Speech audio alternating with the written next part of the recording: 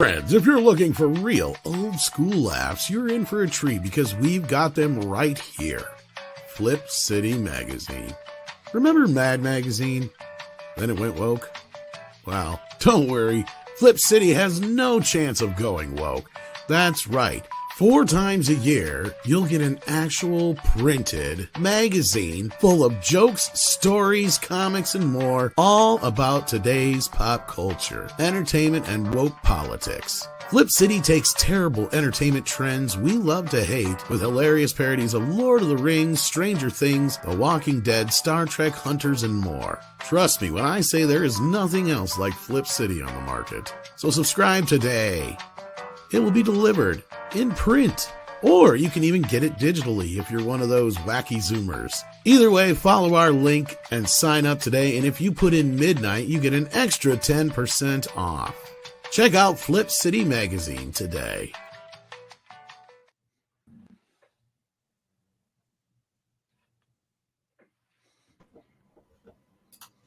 Greet.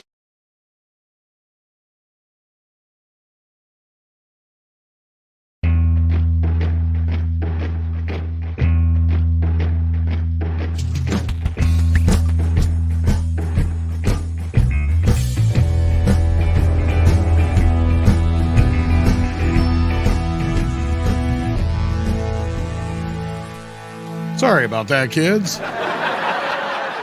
Good morning, campers, and welcome to Midnight's Edge in the Morning. I'm Tom Connors. It is Wednesday. It is time for the show. We've got some Oscar news to talk about, I guess. We've got some other stuff related to that. Jon Stewart is returning, so we may discuss that a little bit more. Hoo-ha! Yeah, right. But we have with us Andre, of course, the boss man. How you doing? Greetings. I'm excellent. Thank you. It's been a day already, so I'm excited for the show. It has, and somebody who knows all about that is Six, who's been juggling things this morning, just like I have been dealing with. So, how are you doing? Yeah, it's been a day. I can't find the freaking pen that I really wanted to use today, so it's another day of first world problems. I hear you. Yeah, we've been having a day of first world problems. That's one way of looking at it. We have a special guest with us this morning. Mr. H is joining us. How are you doing? Oh, I wouldn't say I'm that special. I am the Twitter extraordinaire, but not so special. How's it going? It's no going ego well. On this guy. No, never. Hopefully you're doing well. We also have with us, of course, Mr. Paul Chato. How you doing today?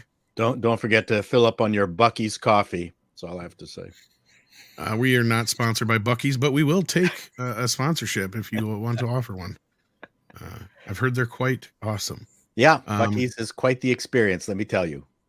Yeah, we're getting sponsored already without paying for it, so now they better sponsor us. Right? No kidding. But good morning, everybody out there in the chat. I see we've got some regulars out there. I see some wrenches out there. I see Willie and D-Bud already. We've got Daryl Brewer here. We got Spaceship Vampire, Sander Hammerslag. So many more. Mark K, War Monkeys here. Hit that like button, share out the link. Let everybody know that we're live. We're also live on Rumble. If you prefer to hang out over there, we also have Mr. H in the chat here too. Look at that. Speaking of Rumble, to start things off, we got a Rumble rant from our mod, Mr. Tickle Drunk, who sends in $5 and says, "Rest in peace, Gary Graham." That's right. From Mobot Jocks to Alien Nation, Star Trek Enterprise, and seldom watched Babylon 5 Crusade, even in low budget projects, the man never failed to dig in and deliver. Well, thank you, Mr. Tickle Trunk. And that's right. Yeah. It's funny because we were just talking about this guy Sunday night on our top 5 show because Alien Nation was one of the movies that came up on our list. So yeah, it's too bad. He was only 73 too. So yeah, he will be missed. Yeah, I remember him, but of course I remember Alien Nation, the series from when I was a kid, because he basically took over the Mandy Patinkin role from the movie for the series. But I remember him best from Star Trek Enterprise, where he was one of the best characters, namely the Vulcan ambassador to Earth, a role that he was going to reprise in Star Trek Axonaut. Who knows what came of that in the end? but yeah, great character all around. Elevated every single project that he ever worked on, and yeah, was gone too soon. And the world of entertainment is a little bit bored without him. Speaking of people who have gone, I don't know if we've talked about Norman Jewison. He just died the other day. Possibly one. No, I think that happened in between our shows. So yeah, possibly one of the great directors ever. Yeah, no one talks about him a whole heck of a lot, but I mean his career is. Well, you and I bring him up quite often with In the Heat of the Night.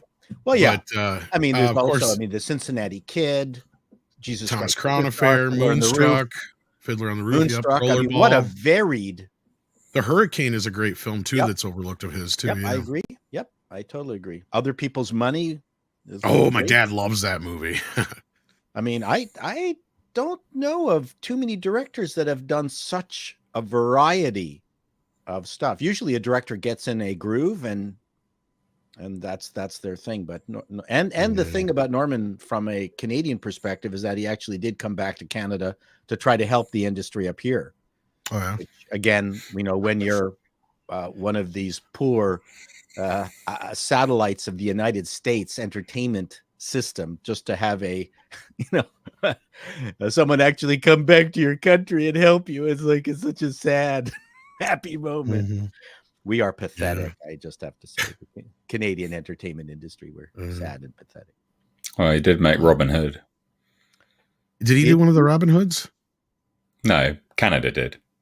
Oh, Canada. Oh, that's Robin. Oh, the new Robin in the Hood. Gotcha. Yeah, Robin in the Hood. Yeah. Yeah. Made that. But Norman had nothing to do with it. No, he didn't. No, but Canada as a whole by proxy can just burn, unfortunately, for that. He's just blaming, you know, it is what they, sorry, I don't make the rules. Listen, are you putting Robin in the Hood up against all of Norman's work and just saying, that's it, you're done? I'm just simply saying that Canada, unfortunately, is now tarred. It just is. I don't make the rules. Well, you are what you are when you are. Is that what you're saying? I don't put words in my mouth. I'm just. I don't make the rules. Is your last TV show or movie? That's you're as strong as the weakest link. And unfortunately, that was Robin in the Hood. I will say this about Canada, though, Nate. At least on their front, for every Robin Hood or Bryan Adams or Celine Dion they give us, we get like 5 or 6, you know, Jim Carrey's, Michael J. Fox's, William Shatner, like William Shatner's. This is true.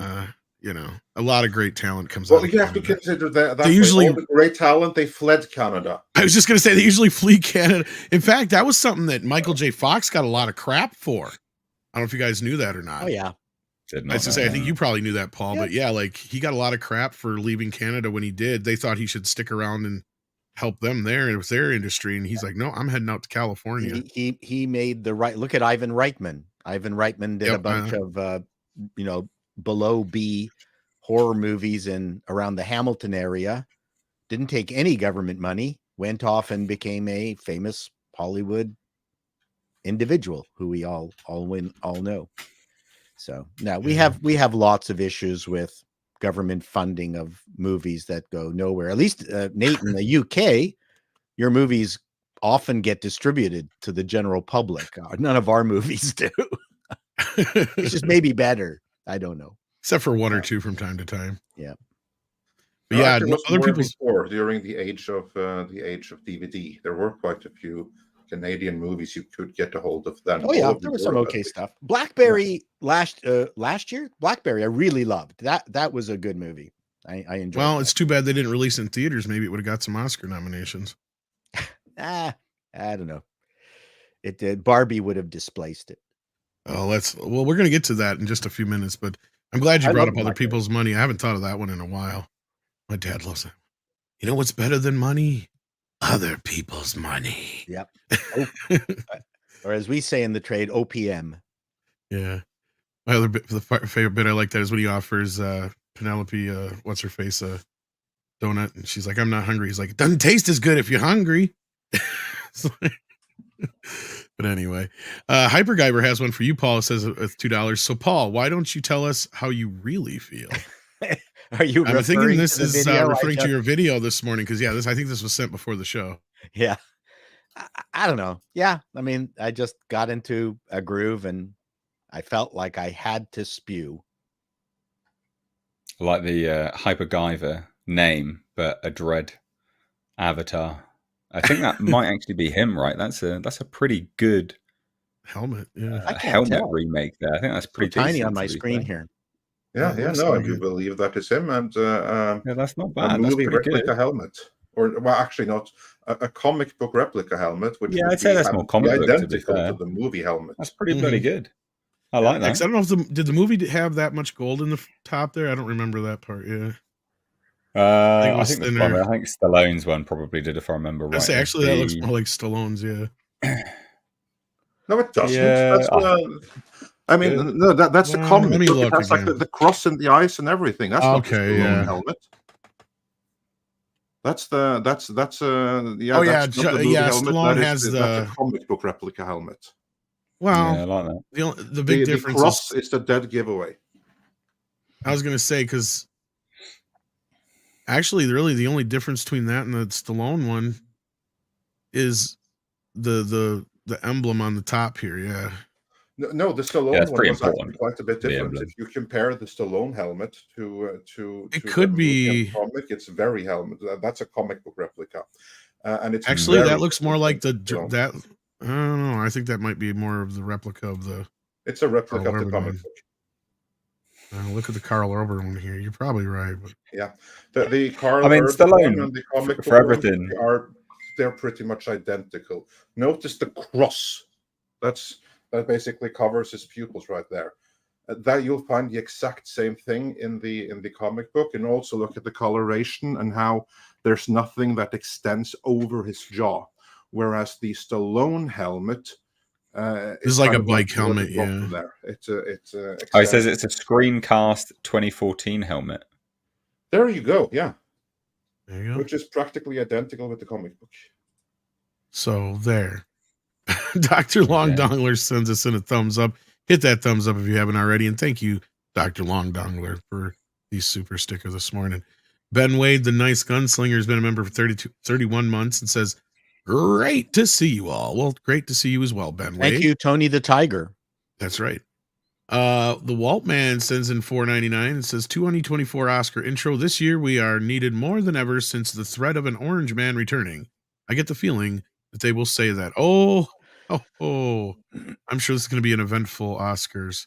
Oh, if they're smart, no, none of the actors are going to get into any. And in fact, last year's Oscars, I thought the actors were pretty tame with regards to social justice discussions. I think they were given the Riot Act.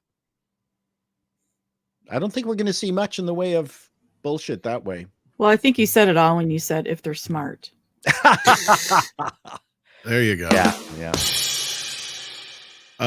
Angeline, sorry, you think that we won't see any speeches about social justice and all that kind of stuff when they come up and accept their award? Did I just hear last that right? year there was only one, maybe two actors, which I think, and I'm thinking that it depends on who wins. To happen again.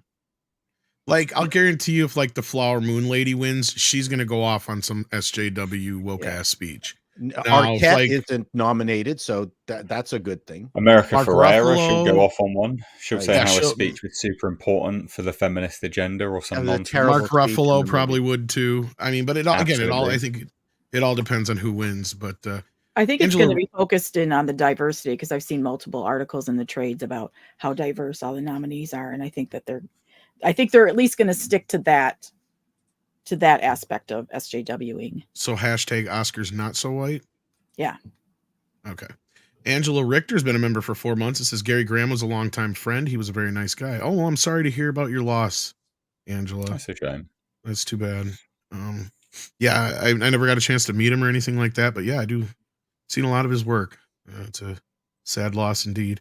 Maverick Christian sends in $5. Says, I like how people thinking that Ryan getting nominated but not Margot is the patriarchy when the people who beat her aren't men but other women.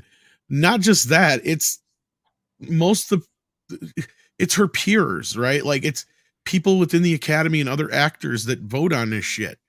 It's not like it's a People's Choice Award. It's not like this is what I hated about the Oscars So White campaign. It's like you're literally yelling at yourselves for making the Oscars so white. You realize this, right? Like we have no vote or say in any of this crap. Well, if we just take a look at those two categories, so what are the chances of Ryan Gosling beating out Robert Downey Jr.? Oh, not at all. Here's the first problem. And what about an American Ferrera is going to beat out Jodie Foster? Or even Emily Blunt? I don't think so. There's one glorious thing about this. And that is, this is the one thing I like with the Oscars and why you can have upsets. Because you have like basically the everyone in the industry who are eligible to vote on the Oscars, they don't have to share what they vote. This is not open to each other's. So one juror doesn't know what another juror votes. Sure. That means that they can go into that booth or press that button, or it's a button actually, and no one knows what they say. No one knows what they vote. And this is why sometimes you can have like some results. You even have like some people that have gone out and say, yeah, I vote for the Oscars and I don't even watch the movies. I based on this and that. And some people, they vote out of spite. I think this is cool because that means that there's a certain level of unpredictableness in it. Like, for instance, maybe many in the industry are jealous of Robert Downey Jr. Maybe they want to spite him. Maybe on Meet last night, Script Doctor kind of indicated that there were maybe some leaks about who votes for whom, because I asked that same question, that aren't the votes anonymous? And he said that they're not revealed, but I can't remember what exactly he said. And obviously he's not here. But yeah. Tom, do you know what I'm talking about? He said that the ones who tally the votes and all that stuff, they've got all that information. I don't know if it's actually available. I'm sure it's not available to the public. I'm not sure if it's available to other members. That I don't know. I don't remember him saying that part, but I thought they just voted by mail. Actually, I didn't think they actually did anything special. I thought they just got the paperwork, they fill it out, and they send it in. Because it depends on who you're a member of, which part, as far as you're voting. Because like certain members can only vote for certain things. I can't remember all the rules. I didn't get a chance to read them all. I would think they'd be online at this point. Well, I recall a few years ago that the previous accounting firm allowed a leakage of either the nominees or the winners, and they got shit canned immediately. They want this thing to be a secret. I don't think there's any collusion in this. Well, the other thing that I brought up last night and Script also brought up was, why is Ryan Gosling even in supporting actor? He should be in leading actor. Yeah, he was a leading man, wasn't he? Yeah. And Script's He's the lead male in the film. The supporting is Sidney Lee. Well, could it be that the studio only submitted him as a supporting That is the role? case, yes. Because logically he's the co-lead. But if the studio decides, no, this is a Margot Robbie vehicle, then they may have decided there's only one lead here. And then they only nominate her for best lead and him for supporting. But they might have also thought that he has a better chance of winning in that category. That's what Script said, and I don't think so. I think he had a better chance in Best Actor, because we all know Robert Downey Jr. is going to walk away with this award. That's true. But Killian is probably, Oppenheimer is going to clean. He has a better chance against Killian than he does against actually he'd have a better chance against Killian and any of these guys in the main leading roles than he would in the supporting. Well, since Ken is a neutered doll, they could have just put him into the Best Actress category. That's true. He doesn't even have to tuck. Ken has no nuts. Well, and I did post it's funny because I posted a thing last night. I'm like, shit, we're only a couple of years away from them eliminating the Best Actor category anyway. Well, first they'll have to make it 50% women anyway. What was Nate, in the UK, they got in the not the BAFTAs, but the music award to accommodate Smith. What did they do with the male-female category? I don't follow stuff like that. I don't follow music. Oh, he Generally, did mean, combine them, though, I Yeah. think is what he's talking about. Yeah. They combined them so Smith could win.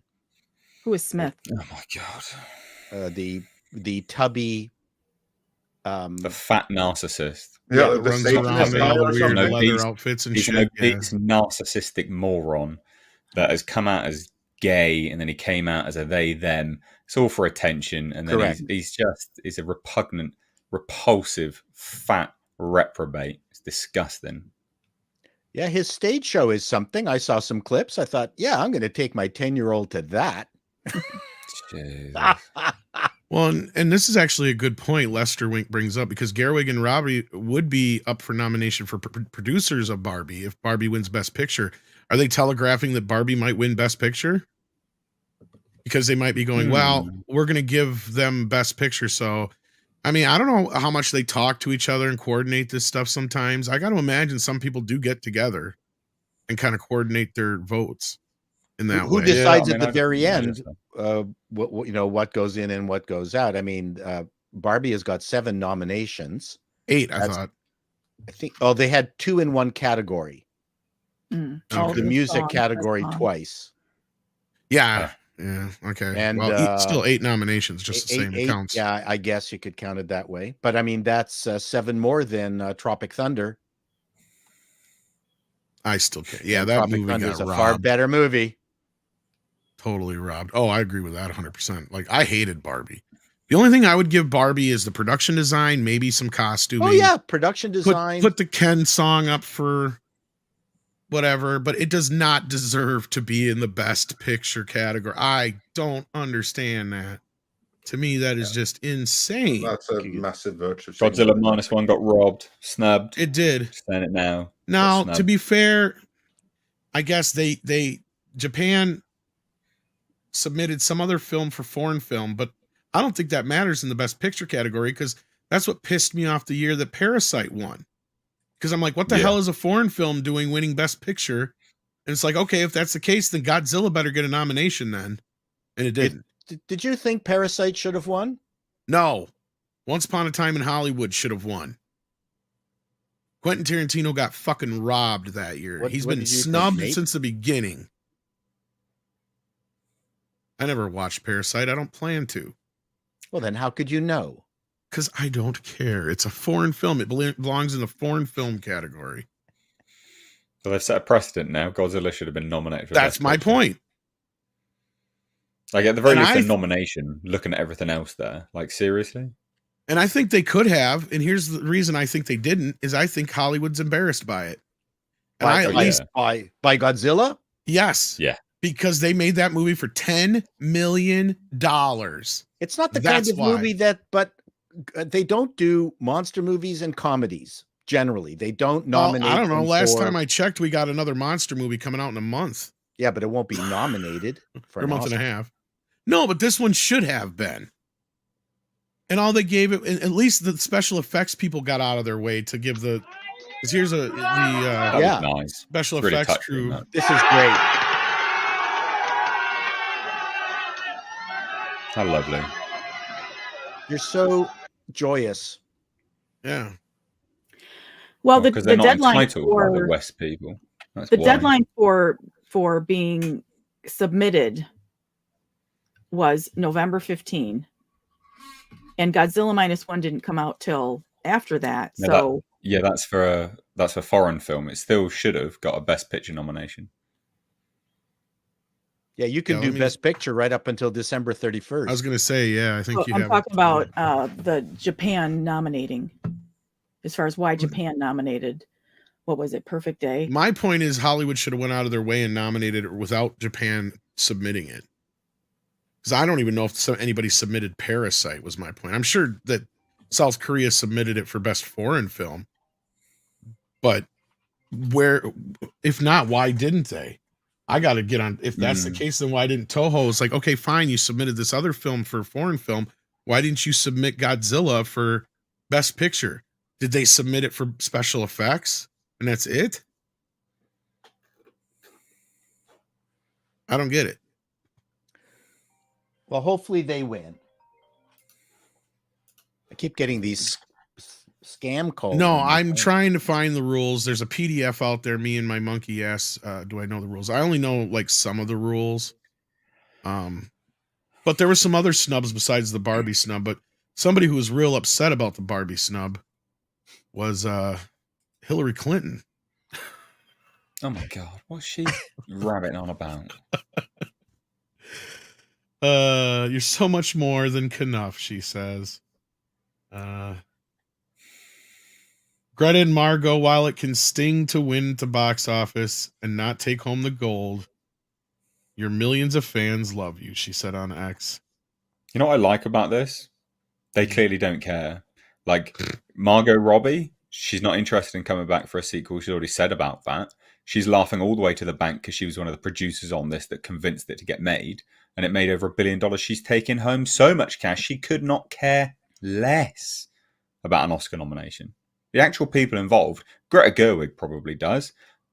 Margot Robbie, I think she'd probably be a bit embarrassed if she won an Oscar for Barbie. I think it's not so. an Oscar-worthy performance. It's the parasites online that are freaking out. Well, and you did a video kind of about this stuff too this morning, Paul. Yeah. Because this has been the talk ever since this came down, is everybody's freaking out about it. And I'm just like, do you not have that clip of Grace Randolph, Tom? Oh yeah, what did I do with that? Movie illiterate. You're missing out prime content for Midnight Sage in the Morning here. Come on.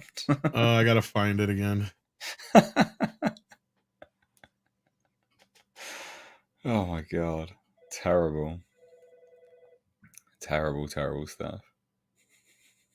But anyway, so yeah, Paul, what kind of like briefly go through your reaction to this, because that was what the super chat was talking about. Well, it was a combination of comparing. I mean, the speech, America Ferrera's speech, is actually endemic with the problem of the movie and people's reaction to it. Number one, they think it's a great speech. Number two, a whole chunk of the audience thinks it's a great speech. And it's just a speech. It's not even in the context of any action. You know, they're not in a car running away from dinosaurs. There's just it does not advance character, does not advance plot, does not advance story. It is just bleh. It's a vomit. It is a woman faking orgasm.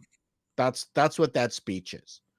And everyone, and the fact that certain women are going nuts over it as if it's the Sermon from the Mount is both an indictment of the people who are apologists for the movie and the industry as a whole, because if this is supposed to be up against the work of Riefenstahl and Wertmüller, then they're fucking nuts.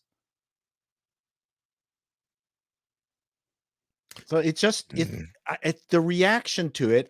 To me, it's just like I said, it's endemic of the reduction in movie knowledge and appreciation of the general audience. Mm-hmm. Well, as Nate had teased. So what kind of dumb shit did Grace say this week? Which side of the equation is she on? Do I have to guess? Oh, you don't have to guess. Today, we're going to play our favorite game, Who Should Win and Who Will Win. But let's talk about all the drama. Yes, this year, the Oscars are Snub City. Population Snub City. Robbie. It's so bad. It's so bad. There are other huge snubs, including Greta freaking Gerwig and other non-Barbie snubs that we're going to discuss. But we got to take a moment to talk about this Margot Robbie snub because, my goodness, like now, no one thought she would win Best Actress, but to not even nominate her and at the same time nominate Ken gets nominated for the Barbie movie, but not Try, babe. Then also America Ferrera got a nomination, a surprise nomination. I'll say. Ryan Gosling and America Ferrera are both totally deserving of their nominations, but so I think is Margot Robbie. To leave her out in why role to play is just such a slap in the face to Robbie. And what You got something to say? She acknowledges, right? She's not going to win, but she should at least get nominated. So she wants her to have a pity vote. Yeah, that's what it is. What you're saying here, she should at least get nominated. So you want her to have a pity vote. You know she's not going to win, but please do give her a pity vote. No. I meant a better term, not a pity vote, a participation award. Yeah, that's what we're talking about here. That's a good observation. These people. Participation award. What she accomplished, and also the film's message about how women are treated in the real world. America Ferrera's monologue, which she's nominated for largely, she could be saying it right now after reading the Oscar nomination. I have to say that is the worst monologue ever put on film. It was completely ridiculous, and the women that I know found it completely groan-worthy, and the things in it that actually made sense are equally true for men. Well, not just that, and we were talking about this before the show, and I'd love to get Six's take on this too, because obviously she's a woman. But I feel like any woman that does seem to relate to that is people like Grace and people that are that on that side, because the people that are freaking out about this stuff. The rest of the people are just like, no, yeah, it was a dumb movie. It was a bad speech. And like I said before the show, a lot of that stuff that actually made sense, what little of it did, is a lot of stuff that women put upon themselves or other women put upon themselves as far as expectations. And I remember a quote from Greta saying that when they shot that, she wrote that speech. Actually, one of the first things she wrote when she was coming up with the concept for the Barbie movie. And when America Ferrera did the speech, the studio was quiet, and at the very end they erupted in cheers and tears. And I said, yeah, I would have been crying too. It was like a wretchedly horrible speech. But in the video that I just did, I'm thinking, okay, who is it that does not represent this speech? Greta fucking Gerwig. She's a successful individual. If this is the two polar opposites that she is living with every single day, from being a pathetic human being and a person who is capable of marshaling individuals and pushing them around to do her fucking movies, then man, oh man, swipe left, guys, as soon as you can. This is one fucked up broad. I mean, it's just silly. If this is her projection, she is a successful individual that can tell other people what to do, and she's not a bad director. Somehow she thought that this encapsulated the feelings of a successful woman. It's a stupid speech. So, Six, what was your reaction to the speech at the time? The speech did not resonate with me at all. I think that speech was intended for maybe 11, 12, 13-year-old girls who are looking for, they're trying to find their way, just like everybody, boys and girls who are 10, 11, 12 years old. Not people who have their shit together. And I'm not talking about have their shit together, successful, perfect family, making six figures. Right. I'm talking about just normal people that are living their lives, who are struggling to raise their kids, just like everybody else in their mom group or their carpool group or whatever. That that speech was kind of like, one of those, you'll see like a picture on Instagram. I know not probably you guys spend a lot of time on Instagram, but it'll have a quote, some kind of body positivity quote, and then there'll be like a really pretty sunset background. I think it was intended for people whose Instagrams are full of that kind of thing, who have that as their background screen on their phone. And I'm not trying to shit on anybody who's struggling through life. That sucks. And I'm sorry for people. I work in healthcare. I take care of people, in all aspects, physically mostly, but also emotionally and mentally. And I'm sorry for people who are struggling with that. But that was not a speech for women, for adult women who are of American Ferrera's age, for Greta Gerwig's age, for Margot Robbie's age. If it is for them, if it spoke to them, then I'm sorry, because they're going through something they should have left behind them in high school. Yeah. So yeah, beyond that, let's keep rolling here because she's got a little bit more on this. Now, sure, some people might say, well, Margot Robbie just benefits from looking like Barbie. But, that's the foundation of her performance, sure. But don't minimize the meticulous hair and makeup planning that made her Barbie. What does that got to do? What does that got to do with her acting? Nothing. Give it to the hair in the fucking costume department. What the hell? Don't blame her because she looks good. She's kind of like explaining right here why Margot Robbie shouldn't get nominated, isn't she? That's what it sounds like to me. Why this wasn't entirely the right call. She's just not happy about it. It's purely an emotional reaction because, like, girl power or something, she should get a participation award, even though she's never going to win, and she wouldn't even have been considered without hair and makeup. I mean, this is like the worst kind of defense I've actually heard. This is kind of like, I mean, I have had them. Yeah, you get my drift. Like, it's like if I was bitching back in 1979 that Superman or Christopher Reeve didn't get nominated for Superman, right? Like, even then I would have understood. He's not going to get nominated. Why? Because he's pretty much playing himself. It's pretty much what Margot's doing here. She's pretty much playing herself. She's not doing anything that's stretching her as a human being in her role as Barbie, right? In defense of Grace's bit here, though, actors do like getting nominated, even though, and I mean, I've been down there. The thing is, there's a kind of relief being nominated and knowing you don't have a chance. The people who actually have a bit of a chance become nervous wrecks.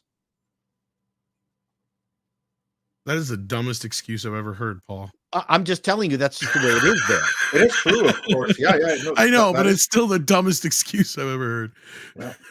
And I mean, it's a dumb place. Spend some time there. Yeah. No, because I catch what you mean. You have the exact same thing in sports, where generally, like, you have like the top 3 positions, right? So forget about football, but any kind of like individual thing, where you win the gold and the silver and the bronze. The people who win the bronze typically and traditionally are less disappointed than the people who win the silver. Because the people who win the silver end up completely crushed because they imagine, if only I had done that a little bit better, I could have won the gold. Whereas the people who win the bronze typically think like, oh man, I could so easily not have gotten anything at all. I was this close from being 4th. I mean, they were never going to win the gold anyway because we're 2 who were better than them. So they can't afford to be disappointed by that. They're just relieved that silver is like kissing your sister through a screen door. Yeah, it's exactly. It's like the same basic thing here. So I get what you're saying, though, that like, oh, I have no chance, but at least now I have nominated on my resume, which is more than what 99.9% of any actor out there is ever going to be. Sure, and have they diluted the Oscars by putting 10 Best Picture nominations? I should say so, yeah. I mean, it does make it less special. It makes silly. It's just silly. I mean, then you're just including participation awards and everything like that. But they make the marketing people make hay. Like right now, I mean, Barbie's not in the theaters, but you're going to see slapped across any kind of product or, you know, any kind of videotape. I'm going back in time here. DVD distribution. It's going to be the Oscar-nominated movie Barbie, right? Oh yeah, they probably got stickers ready for it. It probably got the stickers already. But let's see what else. What is Grace has to say. You pointed out a book about that journey. It was so incredible. I mean, Margot Robbie looks kind of like Barbie, but then when she and the hair and makeup and the costume design team worked together, looks kind of like Barbie. I think there was a transformation that took place. I mean, a lot of the times we're talking about how crappy she looks on the red carpet. So this is not something that comes naturally to Margot Robbie. She worked at it and she did a great job. Who also, the fuck has ever said she looks in ugly 2023 when on the the movie red came carpet? out? And this is still exactly be what I'm saying. incredibly She's saying that hair likable and makeup without should be changing the nominated. fundamentals of what Barbie is. I mean, if you just think about any other actress in the role, it was going to be cringe. We thought of other actresses in the role. We were nervous. So I think that Margot Robbie deserves the nomination. Again, she's not going to win. I'm not even saying she should win, but to not even be nominated, I feel, is just really horrible. But Margot Robbie, ever the professional, will show up at the Oscars. Barbie is still nominated for Best Picture, which she would go up to collect as one of the film's main producers. She actually spearheaded the film. So you could argue that that's what she really accomplished. I guess. And this I mean, goes on again, for a she should have been while. nominated. But Barbie's not winning Best Picture. No way. Not with snubs for Best Actress and Best Director. It's not going to happen. And don't it has think so, 8 no. nominations overall, which is nice, but it's not even second in terms of to Oppenheimer in terms of how many noms the movie's got. We'll talk about the scorecard in a minute. But yeah, woo. But she'll go. She'll smile as a producer and support her co-stars Here's a and clip. collaborators. Somebody get that clip. Woo, woo, woo. Woo.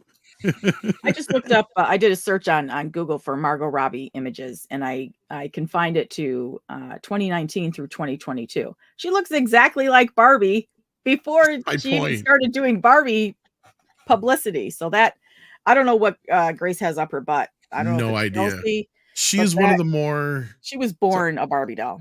She's exactly. gorgeous. She doesn't wear like weird outfits. She doesn't wear like vagina dresses and shit. I don't know what the fuck Grace is talking about. Like I'm dumber for listening to that. I know, right? Well, let's see what the audience has to say right now. We got Zephyr who sends in a Canadian 5 and says, so the Master Chief actor says if we don't like him not wearing the helmet, we don't like the show. Does anyone like this show? Well, I think he answered his own question with that one. This would be Halo, right? Yeah, this is a Halo comment. I have not seen the new season. I watched heard the all of review season from the 1. fans. It That was was enough for atrocious. me. It was awful.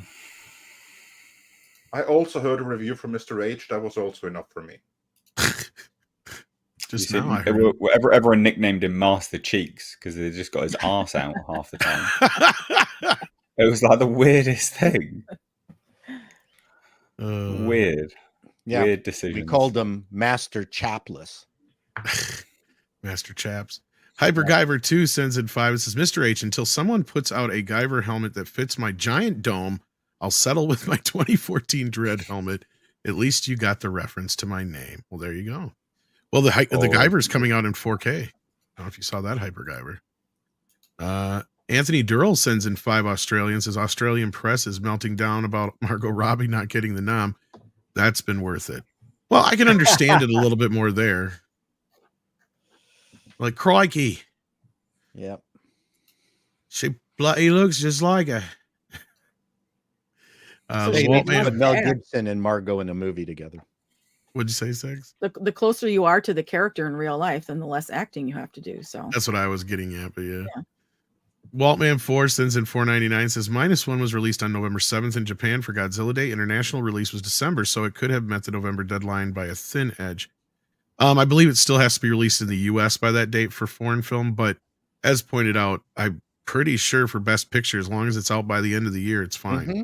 yeah, the point I was making was that maybe they didn't realize what they had until after the deadline had passed. Maybe it'll come up for next year, but I doubt it. Because it made it, and also it had to, I believe, be in theaters for a month, which it had done. So it accomplished both of those things. But it may have not had accomplished that by the time the nominations had to be in, or perhaps. I don't know. I plan on trying to get a hold of the rules, but anyway, Mark K sent in $5, says, to quote a line from Yoda, plot, story, a woke movie needs not these things. Hollywood is reckless. I should have done that in the Yoda voice, but I did not. Thank you so much, Mark K, for the 5. We got Tweaky Kid here. He's been a member for 33 months. Thank you for that. Stone Racket sent in a super sticker. I believe it was a Hey You greeting joyfully, a Shiba dog. Thank you for that. We like Shiba dogs here. Brian Keith's been a member for 4 months. Jason Webster says Barbie is not the type of role the Academy traditionally gravitates to. Margot will receive nominations in the future. Well, she already has. She got nominated for like Wolf of Wall Street and a couple other things, I think, already. So Stone Racket, or is this the one that was the Shiba dog? This is probably the Shiba dog one. That's what was the the other Shiba one? dog one. I don't know what the other one was. Let me see what the mods grabbed. The other one was a black kitty. Or actually, I think it's purple. They describe it as purple. It looks black to me, though. Yeah, it looks black to me. So yeah, a little kitty. So thank you for that, Stone Racket, for the kitty and the Shiba dog. We love puppies and kitties here. DCB Titan sends in a Canadian 5 and says, Whenever you think humanity has reached its peak retardation, here comes Grace to raise the bar to unthought of heights. She has her audience. She I does like her. indeed. Yeah, I like her too. She's entertaining. She's entertaining. She has some really good takes, apart from when she doesn't. Just a toin toss. I cannot stand her. The moment she said that she didn't watch, she reviewed Rambo, the last Rambo. She reviewed the whole movie, having switched it off 40 minutes in. So from that moment onwards, all of her opinions are invalid. Because you just can't trust whether she would have even watched the entire movie or not. And then her opinion on Mario was one of the worst. Yeah, that takes was one for the ages. And what was even worse than that was her opinion on The Sound of Freedom. That was her real big hit where bad takes are concerned. Yeah. But anyway, moving on. Indeed. We also have Hollywood Apocalypse, who sends in 14 South African rands. It says, why was Marvel snubbed for Razzies? Your question is I don't know. Yeah, no, because then I haven't studied the Razzies, but I take it that the Marvels wasn't nominated for anything. Well, I will say this then. No. I think that the Ant-Man and Wasp Razzies was, though. Sorry. Yeah, and that was perfectly fine. But honestly, the Marvels was, I don't know if it was better or if it was worse, but I think they were a little bit spineless in not nominating it. I honestly think that the people behind the Razzies were afraid of taking on a movie that is so diverse and so equitable with so many women, including women of color, and then they dare nominate it for Razzies after the audience already rejected it. To me, like the Razzies, they have completely lost their punch in the last decade or so. I don't know exactly when it happened. They used to be fun. They used to be fearless, but I don't think they are anymore, because they've gone with like the safest of choices, but they have completely ignoring movies that really deserved to get a few Razzies, especially if those movies score high on the perceived victimhood scale, like this one does. Well, I just found an article that says that this year was the first time that any Marvel movies have been nominated for a Razzie. Yeah, and that's perfectly Really? fine. But the safe choice here was Ant-Man and the Wasp: Quantumania. So then Marvel is represented, and that's something where really they could have created a new category if they didn't have one already. Worst team up, the Marvels. That would have made perfect sense. They didn't do that. That would be like in line with what they've done before. But they chickened out from doing it this time, which is why I don't even care about the Razzies anymore. Like so many other things, right now it's an award in name only, but it's not the fun thing that it used to be. I mean, it used to be fun. It used to roast a little bit, and it used to be fearless. And it would take on things that were praised by the industry. Like, for instance, Catwoman.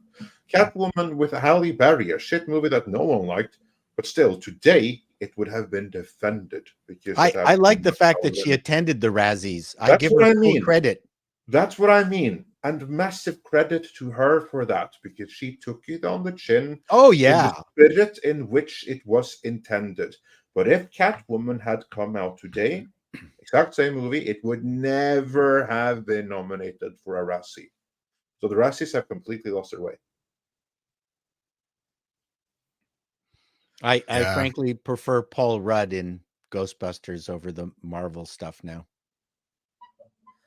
Well, he isn't the problem, but unfortunately, he is dragged down by being in shitty movies with shitty scripts that never should have been made. And Quantumania was, well, here's the thing though, from everything I've heard, Quantumania actually was a fairly decent movie that people probably would have reacted to fairly well to. The problem that struck it was in November of last year, 3 months or two, or not even 3 months before it was supposed to be released. Bob Iger came back, and the very first, well, the first thing he did was basically to get rid of everything that Chapek had done. But the second thing he did after that was demand instant reshoots to Quantumania. because it was too dark, it was too somber, it needed those silly Marvel moments, it needed a pathetic happy ending and stuff like that. So Bob Iger went in and he demanded changes to the movie. And Marvel, of course, acquiesced, and they completely butchered it. Now, I don't know that there's any version of Quantumania that's a good movie, but I do know that there was a version that was better than what ended up in theaters.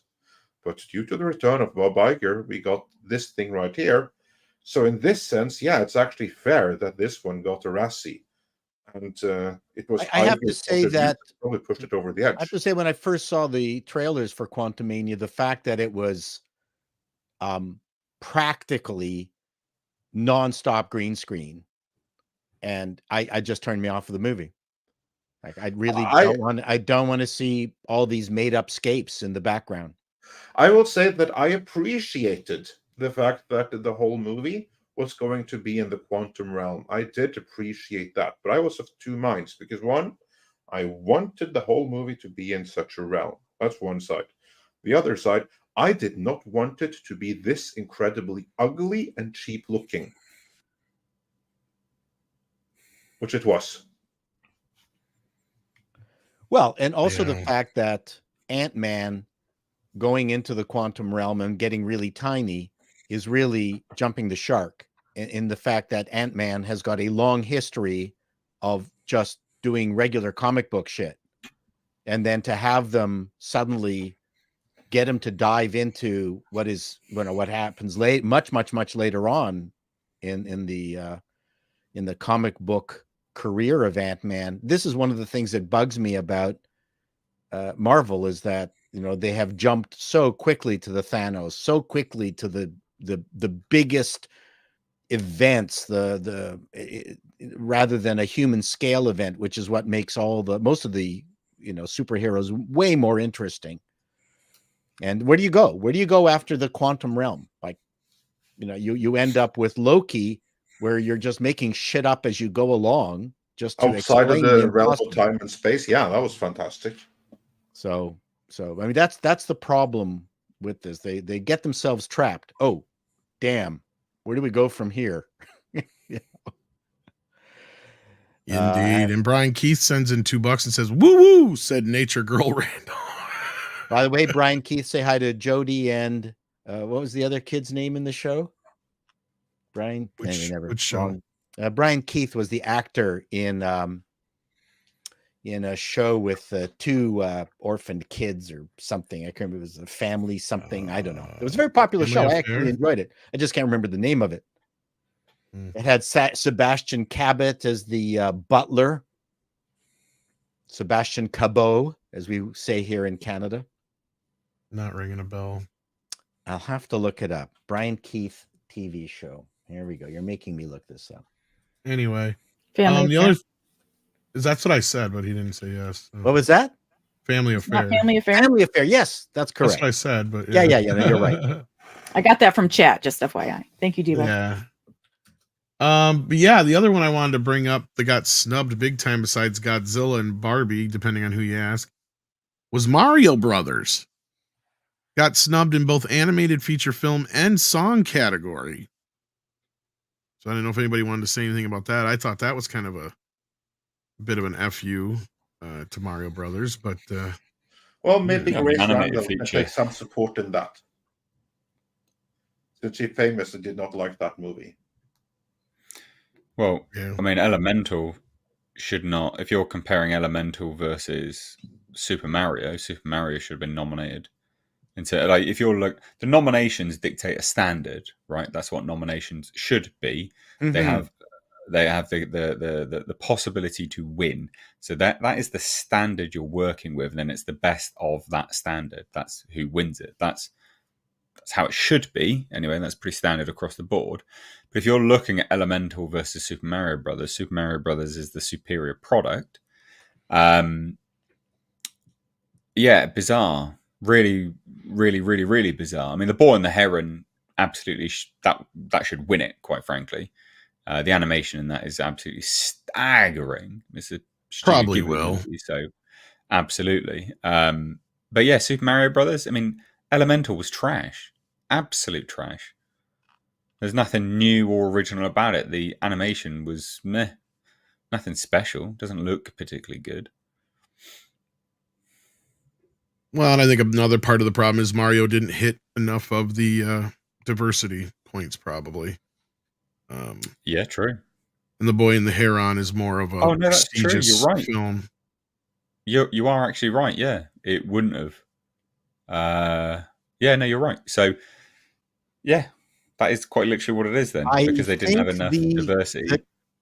The check boxes are only reserved right now for Best Picture. They haven't spread it across the rest. Yeah, I of meant the just categories politically, yet. but yeah. Oh no, politically, yeah. Mario Brothers was vilified by the purple-haired people out there. Yeah. So yeah, I didn't know if anything. Anybody else had anything to say about that, or any other snubs it felt along the way? Godzilla -1 should have won loads. Yeah. So we'll see. I'm surprised Barbie's up there. That's one of my main comments on it. Like I'm not, but it's on it. I'd be more surprised if it wasn't, to be honest with you. But yeah, I don't know, because they don't normally go for movies that are popular. I thought they would have just shown that they would have threw up another just bizarre random film that basically no one's heard of. Iron Claw should have been up there for a lot of stuff. Now there's not a film. Which that's one that people are griping about. Yeah, but everyone is saying it. So, yeah. But I think, Nate, it's because of Greta. Greta is now royalty, Hollywood royalty. Yeah, true. Now, Script was saying last night she doesn't jive with all of the politics of Hollywood, and that's where I was like, well, why did the movie wind up such a muddy mess, other than maybe that's the reason why? Because to me, the logical ending of the film was, especially after that American Ferrera speech, and going off the idea of Barbie can be anything. Well, how about a mother, right? Like, that's one thing that there wasn't in Barbie world, right? And that should have been the logical ending for Margot Robbie, going, look, I don't want to be an astronaut. I don't want to be president. I don't want to be a doctor, but I'd like to try being a mother, right? Like, I mean, and that would have made sense with America Ferrera's role and her daughter and all that stuff.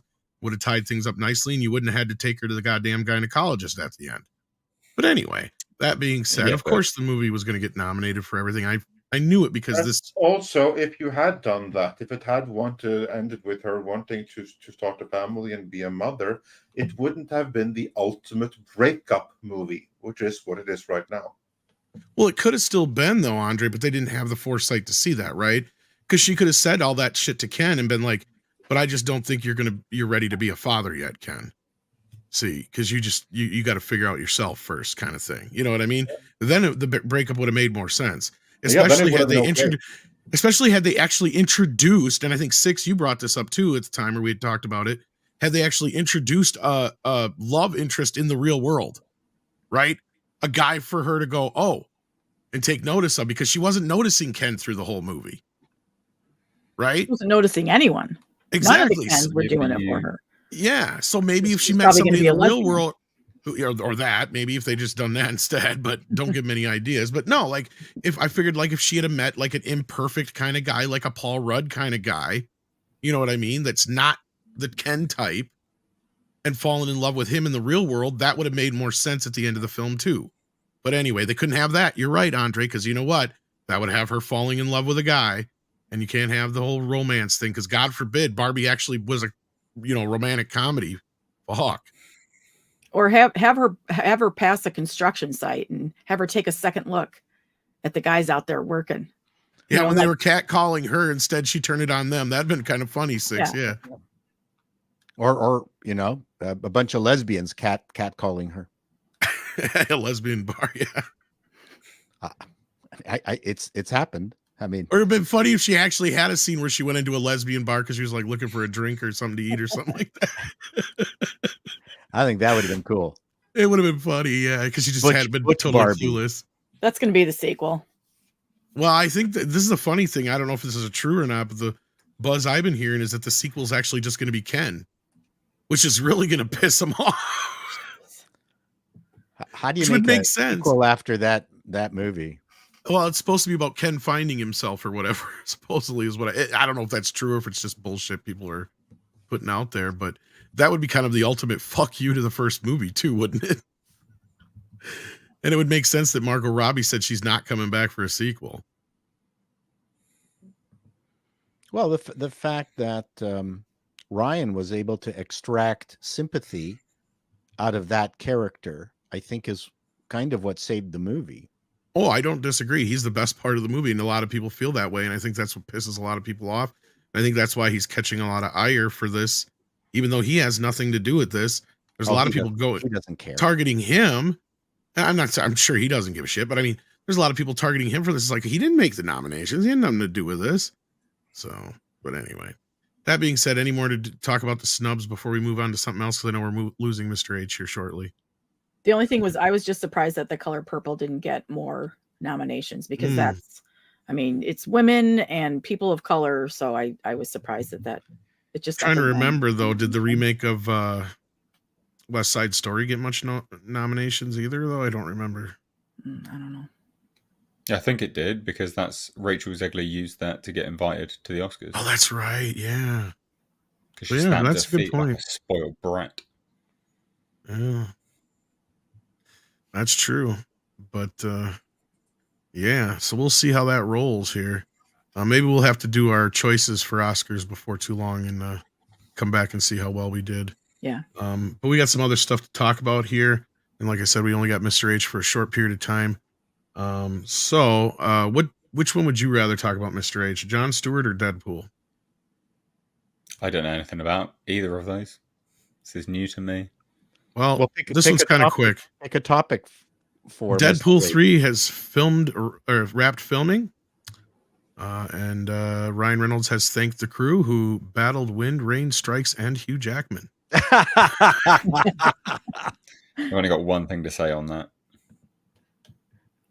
It's a trap. Oh man, I'm so fearful of this movie. But do you really think Reynolds would put something out that Disney is shadow all over? Deadpool 2 wasn't that good. So yeah, okay. It wasn't that good. Deadpool I didn't like 1 Deadpool was lightning 2. in a bottle. It was a fantastic movie. Deadpool 2, it was fine, but it wasn't that good. It wasn't as it wasn't. That kid Deadpool is annoying 1 too. good. Ugh. So, that was probably the worst part, was the kid. Had they had a kid that was actually likable, that might have helped. That was my biggest problem. I did like the crew that he assembled around him that eventually got destroyed one by one. Yeah, X Factor. Yeah, that was hilarious. I thought that I was dying from laughter. But that kind of like was one skit though, which was amazing. That's true. Mr. H is right though. But the entire movie, the movie as a whole, Deadpool 2, that is, wasn't that great. And you will recall that, well, maybe some won't, but I recall at least. So, because what happened, the difference from Deadpool 1 and Deadpool 2 is this: Deadpool 1 was written by two amazing writers who had a very clear vision, and then the team was assembled with the perfect director for that particular movie, and Ryan Reynolds, and the four of them together hashed out the first one. The writers, I believe, returned for the second, but there Ryan Reynolds and the director clashed with each other.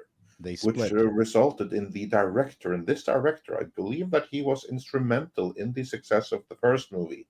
He walked out because he did not see eye to eye with Ryan Reynolds on some very critical decisions.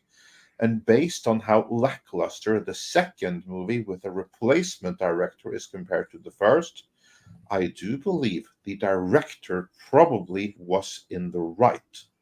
So here's what people need to keep in mind for Deadpool Part 3.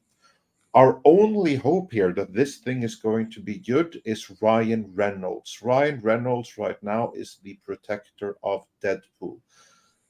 And he's going to be fighting against Kevin Feige and against Bob Iger and all the people at Marvel who are going to want to make it the worst movie they possibly can, because this is Disney policy. And the only one standing against that is Ryan Reynolds. So he is the only hope. But what people need to be reminded of here and have a very realistic relationship towards is that We are not dealing with the creative mind behind Deadpool 1 doing this. We are dealing with the creative visionary behind Deadpool 2, because that is what Ryan Reynolds is. Deadpool 2 was his. He was instrumental in marketing of Deadpool 1. In defense of him, I would say that, yeah, the movie wasn't as good. I think he's not a dumb individual. I'm sure. No, I'm not saying he is either. I'm just saying that. I'm sure he. I don't want to be quick to give Tim Miller all the credit, though, either, Andre. Because remember, no, it was a collaborative effort. I'm not. He was the one who fucked up Terminator as well. But he was the one who thought. Well, he was. We got a new director this time out too. The director from Part 2 isn't returning, so we've got Sean Levy. Miller was also instrumental in making Sonic, the movie that it was. I'm just glad that Charmin Obaid Chinoy is directing Deadpool 3. That's all I'm saying. But basically only goes to show that movies are a collaborative effort, and sometimes it is the struggle that creates a masterpiece. When you have some people that clash, great things can come out of it. And if one of the two that are clashing together decides to hell with this and they leave, the end result might not be all that much better. I mean, for instance, when you look at like some pairings between director and filmmaker in the past that have famously clashed tremendously, still the best work in either catalog is the work they did together. This was the case with, for instance, Blake Edwards and Peter Sellers. The best movies either of them ever did, they did together. And they had a miserable experience on every single movie because they hated each other and they fought on every little decision. But still masterpieces came out of it. Star example is Werner Herzog and Klaus Kinski, which literally threatened to kill each other. Well, that's a different level. We'll go back to the Pink Panther a second. Because guess what? The director of the Pink Panther remake is the director of this. Yes, Sean Levy. But he also is the director of things like Big Fat Liar, which is an undersung comedy if you haven't seen it. The Night at the Museum films. I mean, he's worked on quite a bit of stuff. Free Guy. He has redeemed himself a bit in my eyes. Free Guys is what got him this gig, of course. But yeah, I'm happy. He also did another movie with Ryan Reynolds, The Adam Project. I don't know, which was not very good. Yeah. I think maybe now, 20 years later, I'm starting to get ready to forgive him for what he did to the Pink Panther. He's also got a Star Wars movie as well. Well, he's the one that's more recently in talks that we're like, okay, is he doing his own thing or is he taking over the Ray movie? Mm-hmm. Sorry, what is it, Nate? You heard he's doing one or he did one? No, he's got given a Star Wars movie. Oh, he has. Okay. Yeah, right after all this other stuff that came out, word came out that he's working on a Star Wars movie too. An R-rated one. No, not likely, but we need an R-rated Star Wars. I think the upside of this one too is the first two movies had the same writers. This one has a completely set of different writers, so we'll see how this works out.